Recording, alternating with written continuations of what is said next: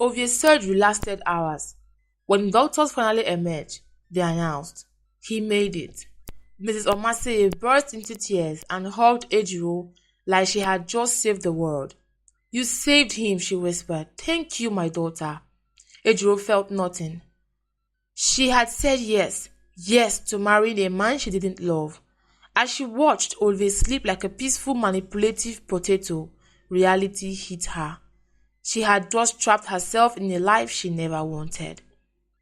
Ejiro sat on the cold floor of her room, knees to her chest, staring in her own melodrama. Her heart felt heavy. She wanted to cry, but the tears had already packed up and left the building. "How did I get here?" she muttered. Ovie had guilt-trapped her into this relationship like a pro, and the worst part, she let him, like a gullible side character in her own story. A week later, she heard a knock on her door, but she ignored it, and then another knock. "Ejiro, it's me," Onajite's voice came through the door. Ejiro sighed, like a woman in a sad romance novel, then opened the door. Onajite stepped in, giving her that "girl, we need to talk" look. "You can't keep doing this to yourself," she said gently, hand on Ejiro's shoulder like a wise aunt. "I don't have a choice," Ejiro mumbled. "Yes, you do." Onajite knelt down dramatically, clutching Ejiro's hands. "If you stay in this engagement, you will disappear. You are already vanishing like a free Wi-Fi." Ejiro blinked back emotion. "But if I leave, I will betray Mrs. Omaseye." "No, boo, you will be choosing yourself." Then Ejiro breathed deeply. "Then I'll do it." She waited until he got better before launching her rebellion. "I want to come to my company's charity event this weekend." Not a question, a royal decree. Ejiro clenched her bag like it owned her money. She had just come back after weeks away, hoping for some peace. But of course, Ovie was the peace tax collector. "Did you hear me?" he said, adjusting his shirt cuff. "Yes, I heard you." "Good." He tilted her chin like she was a Barbie doll on loan. "You need to look perfect. We shop tomorrow." She nodded because clearly her opinion had the same value as a wet napkin. Ovie dragged her to the most expensive boutique in town, as if she were about to attend the royal wedding. He picked out a green silk dress like he was selecting a car model. "This will do." Next stop, a hair salon, then jewelry. By the time they got home, she looked like $1,000,000 and felt like a mannequin. That evening, she walked beside Ovie into a grand hall full of people who wore confidence like cologne. Every eye turned towards them. "She's stunning," someone whispered. Ovie smirked, like he created her in a lab. "Of course she is." Ejiro's smile was faker than a politician's promise. Her stomach was in knots, if only they knew. He pulled her closer, hands firm on her back. "Stay by my side," he muttered, before parading her around like a new iPhone. "My fiancé, Ejiro," he announced with smooth confidence. The words hit like expired milk. She faked a smile, mumbled something about the restroom, then bolted. In the restroom, Ejiro gripped the sink. "How long can I keep doing this?" She breathed deeply, adjusting her dress, and headed out. Then, bam. "Sorry," she muttered, stepping aside. Then, that voice, "Ejiro?" She froze. She looked up. Tobore. He looked older, more polished, but still heartbreak on legs. "Tobore," she whispered. They stared. Time held its breath. Finally, she broke the spell. "It's nice to see you again. I should go." He stepped forward. "That's it? You don't even want to know how I have been?" She hesitated. "No, I promised to leave you alone, remember?" He ran a hand over his head, regret etched onto every wrinkle. "I'm sorry for how I have treated you back then. Ejiro, can we please talk? Maybe not here, but sometime." She opened her mouth, unsure what to say, but then his eyes dropped to her left hand. A flicker of confusion, then shock. You are married? Ejiro stiffened, her fingers cold like they were trying to hide the ring themselves. It's complicated. Tobore's eyes dimmed, and just like that, the dam burst. Tears spilled down her cheeks. Without hesitation, Tobore pulled her into his arms. She melted into the embrace, her body trembling. He still smelled like old memories and bad decisions. I'm sorry, he murmured into her hair. She closed her eyes. I shouldn't be here. I shouldn't be doing this. And then the door burst open. Before she could react, Ovie yanked her away with all his strength. His grip on her wrist was brutal, his eyes flashing fury. Leave my wife alone, he growled at Tobore, who looked about ready to punch a wall. Or Ovie. Tobore stepped forward, but Ejiro shook her head slightly. Not now. Ovie unsurprisingly didn't care. His fingers dug into her arm as he dragged her through the side exit into the cold night air. He pinned her against the wall. What the hell were you doing with him? He hissed. Nothing, she whispered, voice barely audible. It's better be nothing, he snapped. We need to get married fast so this crap never happens again. Ejiro swallowed back the bile. Let's go home, he muttered, dropping her arm like it offended him. You have ruined my night. The car ride home could have won an award for the most awkward silence. Ejiro stared out the window, her reflection looking like a stranger who needed saving. I can't do this anymore, she thought. As soon as they got home, she made a run for her room, heels clicking like gunshots against marble. She slammed the door, locked it, then collapsed on the floor, breathing like the walls were closing in. I can't live like this. I won't. Her phone buzzed. A message from Onajite. I'm coming over first thing in the morning. We need to talk. Ejiro wiped her tears. Yes, something needs to change. For the first time in forever, she felt it, a flicker of something warm and powerful, defiant. The next evening, Ejiro summoned her courage and the entire household to the living room. Ovie sat beside his parents, stone-faced. Her heart pounded like it was trying to break out of her chest. I want to call off the engagement, she said. Her voice wasn't loud, but it didn't need to be. Gasp, drama, emotional whiplash. Ovie shot to his feet, face twisted in rage. What? You can't do that. You belong to me. Ejiro flinched but stood tall. I'm sorry, Ovie, but I never wanted this. You guilted me into this. Your accident. That was your recklessness, not my responsibility. His parents turned to him, mouth open. What? His father asked, voice sharp and cold. His mother looked horrified. Ovie, please tell me she's lying. Ovie's jaw clenched, his fist shook. I did it because I love her, he snapped. And I know she will love me too eventually. Ejiro's voice trembled. No, Ovie, I won't. Not ever. His father slammed a hand on the table. Enough! He turned to Ejiro. You are like a daughter to us. We won't force you into this. Ovie's eyes narrowed. If she doesn't marry me, then she has to leave this house this minute. If she doesn't, then I'm out. Don't expect to see me again. Everyone froze.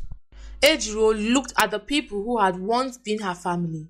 She couldn't make them choose. It's okay, she whispered. I'll leave.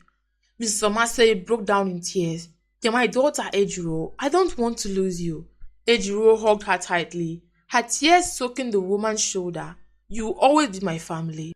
She pulled away, her heart breaking into puzzle pieces.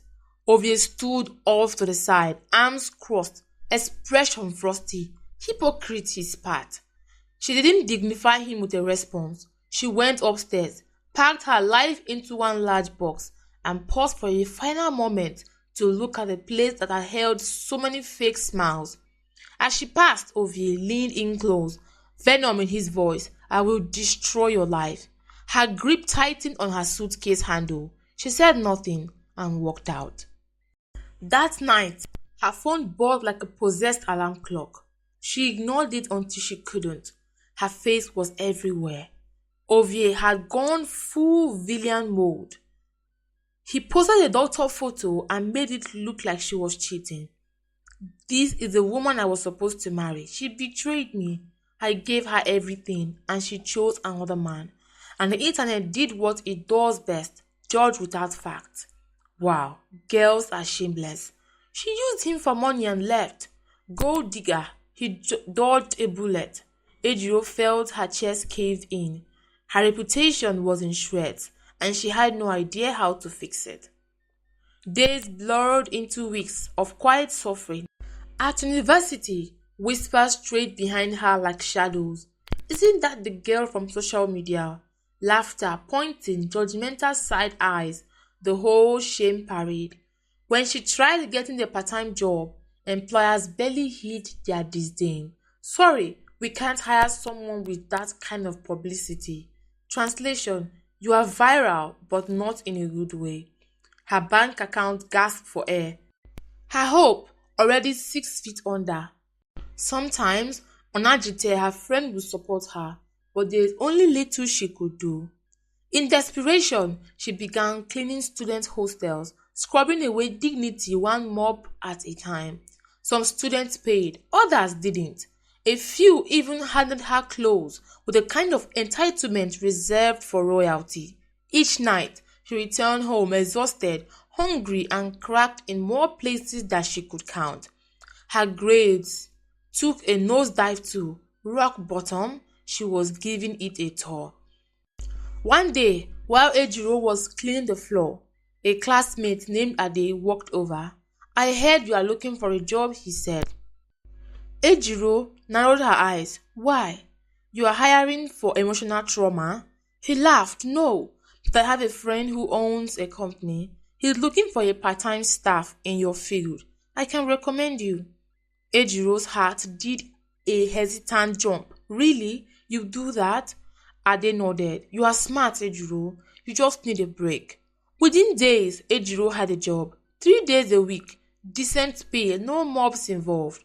For the first time in months, her shoulders relaxed a little until she met the CEO. She walked into the conference room, eyes fixed on her notes in her hand. Good afternoon, everyone. That voice. She froze. Slowly she looked up. Tobore. Of all the CEOs in the world, it had to be the one she emotionally collapsed over in the bathroom months ago. The meeting continued. Numbers, charts, presentation. She couldn't hear a thing. Tobore's eyes never left her. When it ended, she bolted. Ejiro, she turned. He was there, still heartbreak in his suit. Wait back, he said. Everyone else shuffled out, sensing the drama. He stepped closer. Do you know how long I have been looking for you? Her hands trembled. How's your husband? He asked, voice low. I'm not married. Tobore exhaled, relieved. So, fiancé? I broke it off months ago. His jaw twitched. Why? Ejiro straightened. Why other questions? You're my boss. Let's keep it professional. Tobore smirked. Fine. Give me your number and we will be unprofessional after work hours. She raised an eyebrow. Do you still smoke or drink? Because if you do, I want nothing to do with you. He grinned. No. Reluctantly, she gave him a number. Her hands were still shaking by the time she left the office. The rest of the day was one big blur. She kept checking her phone like it owned her money. Then it buzzed. Send me your address. I'm picking you up at 7. She should have said no. Instead, okay. She hit send button before her brain could interrupt. By 6:30 p.m., she was pacing in front of her mirror. The sundress she had chosen, a red and yellow blend, was simple but flattering. Why am I acting like a teenager going on her first date? At 7 p.m. sharp, her phone buzzed. Come outside. She walked out and froze. Tobore leaned against a sleek black car like it belonged in a music video. Arms crossed, eyes locked. You look beautiful. Her voice caught. Thanks. He opened the car door. She hesitated. This felt too easy, too much like falling. But she stepped in and he closed the door behind her. The ride was silent. except for soft Afrobeat humming through the speakers. She stole glances. His jawline had upgraded. His hands were still strong, still steady. There was something more grounded about him now. "You're staring," he said, smirking without looking. Ejiro turned away, cheeks burning. "You haven't changed," he teased. "You have." That wiped the smile from his face. "Yeah," he said, "I had to." She tilted her head. "What happened, Tobore?" He gripped the wheel tighter. "Let's eat first," he said, "then I will tell you everything." The rooftop restaurant overlooked the city, lights glimmering like a promise. Ejiro hugged herself. "This place is beautiful." Tobore pulled out her chair. "Only the best for you." They sat. Dinner came. Grilled fish, plantains, jollof, juice. But she couldn't taste anything. Not with the way he was looking at her. "I have searched for you for so long," he said. She gripped her fork. "Why?" "Because I regret everything." Ejiro looked away. "You hurt me." "I know." His voice cracked. "I lost myself. I dropped out, drank too much, smoked even more. My parents, they never had time for me. I didn't care at first until even small things like them skipping my graduation started to feel personal." He has healed. "They wanted me to take over the family company, but when I turned 18, they arranged an engagement with some rich friend's daughter." I snapped. He looked at her. "I became toxic, did things to embarrass them, not realizing I was only destroying myself." Ejiro's eyes glistened. "Tobore, I got arrested once," he added, tone flat. Her eyes widened. "My parents bailed me out. That was rock bottom. Since then, I have been taking online classes and working with the board to run the company my way, on my own terms." Ejiro was speechless. The man in front of her was no longer just a shadow from her past. He had depth now, scars, strength, substance. "I'm sorry," he said again. Ejiro reached across the table, holding his hand. "I didn't know," she whispered. "I'm sorry you went through all that alone." He stared at her, raw, open. For the first time in years, she felt something stir inside her. No pain, no regret, but a dangerous, fragile hope. After dinner, Tobore drove her home. The silence between them was thick, heavy with something they didn't say. When they reached her apartment, he parked but didn't unlock the doors. Instead, he turned towards her. "Can we do this again?" Ejiro's fingers trembled in her lap. He wasn't asking for dinner. He was asking for a chance. For her. "Tobore," she whispered, unsure where to land between her head and her heart. He gently reached for her hand. She didn't pull away. "I know I don't deserve it," he said, "but let me prove that I have changed." Her chest tightened. One part of her wanted to jump out of the car and slam the door on the past, but another part was already halfway into the future. "Okay," she said quietly. Tobore exhaled in relief. "Good night, Ejiro." She nodded and got out quickly, with her heart hammering in her chest. Was this a mistake or the beginning of something real? She didn't know. All she knew was Tobore was back, and this time it felt different. That night, Ejiro lay in bed, staring at the ceiling like it held answers.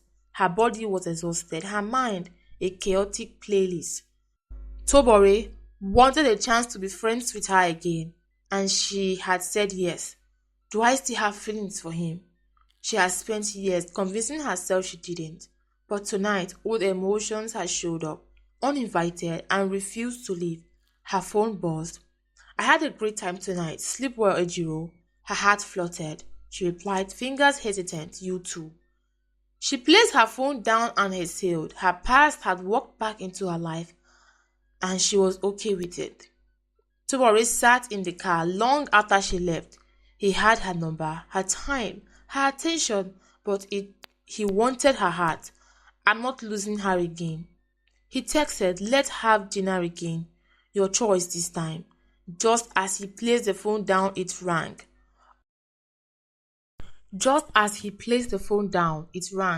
Unknown number. "Hello?" A familiar voice oozed through the line. "Stay away from Ejiro." "Ovie." His voice was cold, threatening, entitled. She's mine, always has been. Tobore's jaw clenched. She's not yours, she never was. Ovie chuckled bitterly. You think she will choose you? You are just a ghost, Tobore. Tobore's voice dropped. We'll see. And then he ended the call. Ejiro had just left for work when her phone rang. It was an unknown number. She hesitated, then answered. It was Ovie. She froze. We need to talk, he said smoothly. There's nothing to talk about. I miss you. Her grip on the phone tightened. Ovie, leave me alone. I saw you with him, Tobore. Her breath caught. He's dangerous, Ejiro. He will ruin you. She shut her eyes. You already did that. You think he will love you? He left once. He will do it again. But Ejiro didn't flinch this time. Goodbye, Ovie. She hung up and blocked his number. Her hands shook, but her voice hardened. That was progress. Still, deep inside, one truth remained. Ovie wasn't letting go, and that terrified her. Tobore and Ejiro had been talking on the phone for weeks, and they met again. Ejiro chose a quiet cafe. Low lights, no cameras, no gossip. She arrived first. He walked in minutes later. They sat across from each other and just stared. They sipped their drinks in silence until he leaned forward. I wasn't okay when you left, but I've changed because of you. Her eyes widened. Because of me? You believed in me once. I want to prove you weren't wrong. She stared at the man across from her. Older, steadier, wounded but healing. She believed him, and somehow she knew he meant every word. He reached across the table from her and held her hand, and she didn't pull away. Ejiro, will you be my girlfriend? He asked, and a smile stretched on Ejiro's face. Then she nodded. She had waited for this moment. Tobore smiled, and it wasn't just his lips, it was his eyes. She felt something like joy. Back in a dark apartment, Ovie sat in silence, a glass in one hand, a storm in his chest. Ejiro had blocked him, and that was unacceptable. He picked up his phone again, dialed another number. A voice answered.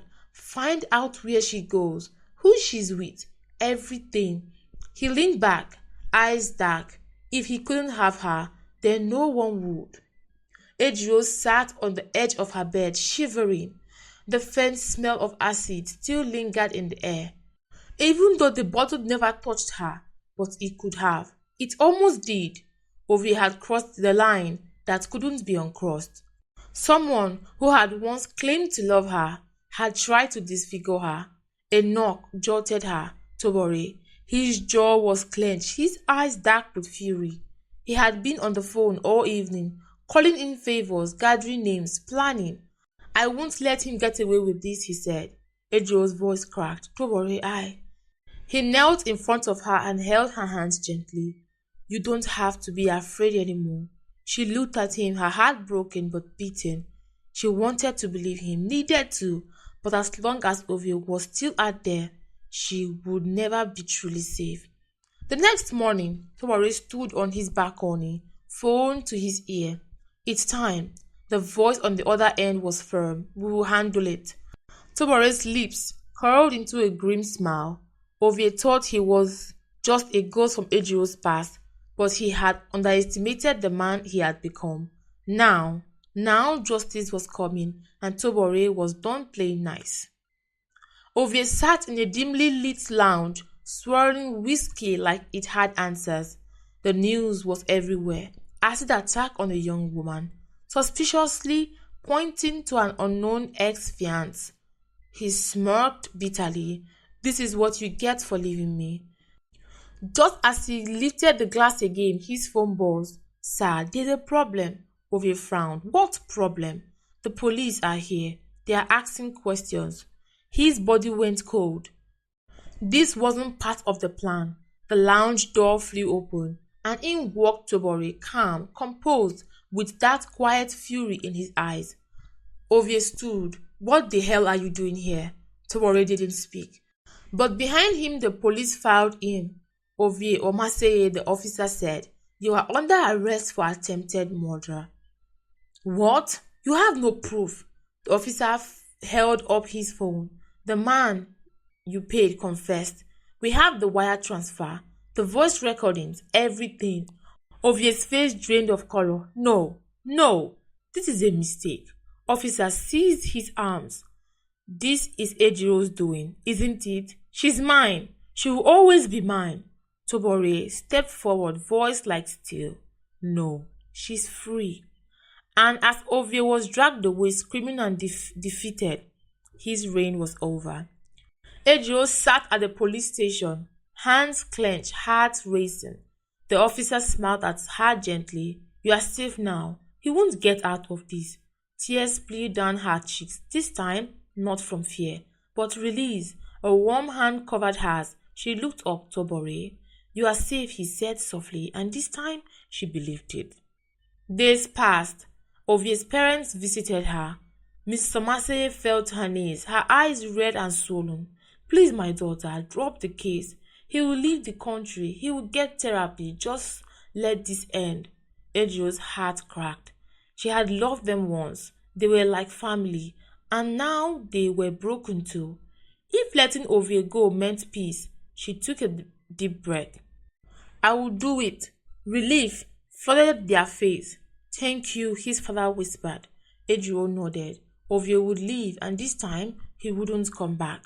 Months passed. The scandal faded. The whispers stopped. Ejiro healed. And Tobore, who was there through every moment, never letting go. One starlit evening, they sat quietly under the sky. Tobore turned to her, nervous. "I have one last thing to ask." She arched an eyebrow. "Another dinner date?" He laughed, then reached into his pocket, a small velvet box. His breath caught. Inside, a simple, elegant ring. "Ejiro," he began, voice thick with emotion. "I have loved you for years, even when I didn't know how to." Tears welled in her eyes. He took her hand. "This time, I'll get it right. Will you marry me?" A sob escaped her, soft, joyful. "Yes." He slipped the ring onto her finger and pulled her into his arms. And as he kissed her under the stars, she knew she was finally home. The sun bathed the Tobore estate in golden light. White and gold decor shimmered in the breeze. Today was the day, Ejiro and Tobore's wedding. The past year had been about rebuilding, and today it was about a new beginning.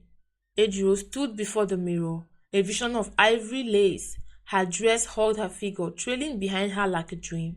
Her hair styled in a regal bun, dotted with tiny pearls. Onajite stood beside her, dabbing at her eyes. "You look like royalty," Ejiro smiled. "Then it's time to meet my king." Tobore stood at the altar, hands clasped, breath uneven. His white and gold tuxedo fit perfectly, but nothing could calm the storm inside him until the music changed. He looked up, and there she was, Ejiro.